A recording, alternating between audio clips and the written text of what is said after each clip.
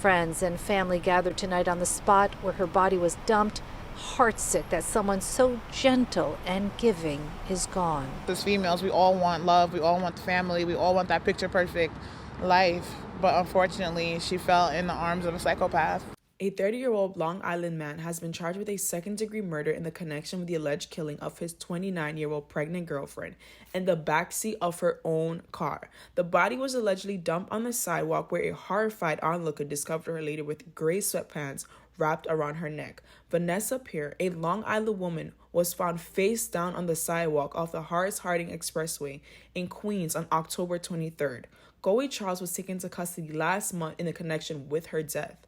When Charles was taken into custody, NYPD officials released horrifying surveillance footage that claims shows Charles dragging Vanessa's dead body from the vehicle, placing it next to the highway, and then driving off. Prosecutors disclosed even more unsettling information when they announced a grand jury indictment on Thursday. In the early part of the security film, Charles can be seen stopping on the freeway at roughly 2:50 in the morning.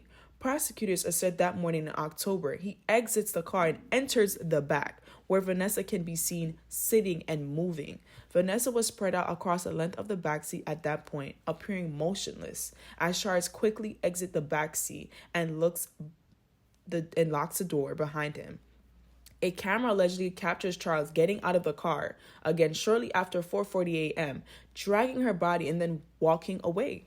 Less than 2 hours later, she was found dead. She also lost her unborn child.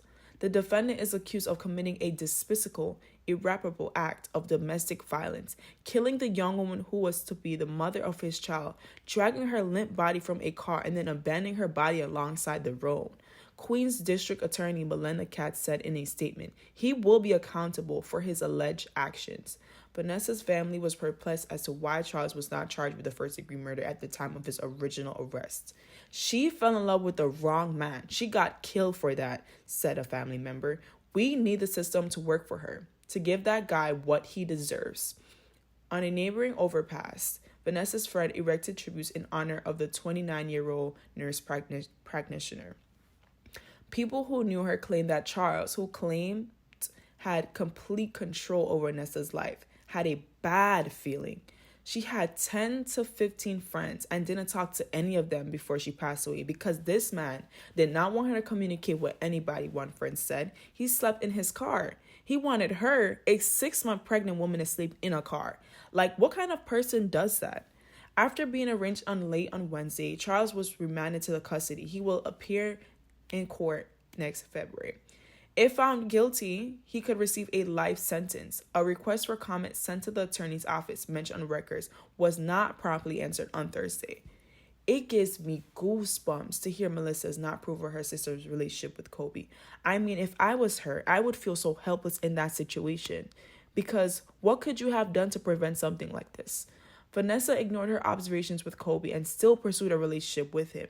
I wish Vanessa took heed to Melissa's words and got out of that situation before getting pregnant by a monster.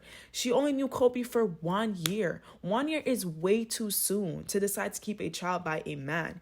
Usually people that commit horrific crimes like this usually show signs from the very beginning. Kobe wasn't ready for fatherhood, and he didn't want to be a father. He wasn't ready.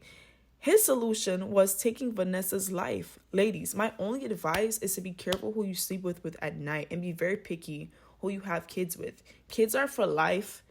Making the wrong choice in mating can lead to so much destruction. Now both families will have to live with this heartache for the rest of their life.